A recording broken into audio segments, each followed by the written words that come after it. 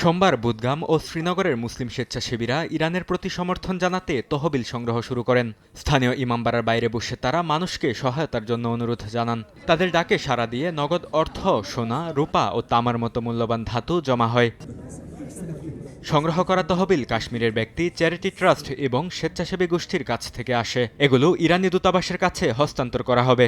দূতাবাসের পক্ষ থেকে জানানো হয়, ইরানের প্রতি সমর্থনের বার্তা ও অনুদানের প্রস্তাব এসেছে নানা গোষ্ঠী এবং শিয়া মুসলিমদের পক্ষ থেকে।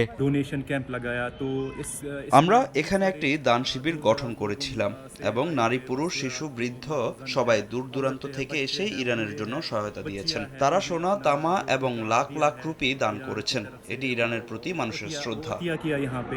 কাশ্মীরের সাধারণ মানুষ ও সমাজ কল্যাণ সংস্থাগুলো ইরানের পাশে দাঁড়ানোর কথা জানিয়েছে। তহবিলের মাধ্যমে তারা আন্তর্জাতিক সংঘাতের কারণে সৃষ্ট মানবিক ও অর্থনৈতিক প্রভাব কিছুটা হলেও দূর করার চেষ্টা করবেন বলে জানান।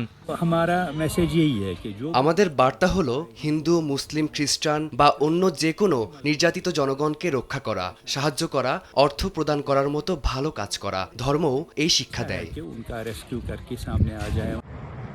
গত 28 ফেব্রুয়ারি থেকে যুক্তরাষ্ট্র ও ইসরায়েল ইরানে হামলা চালাচ্ছে।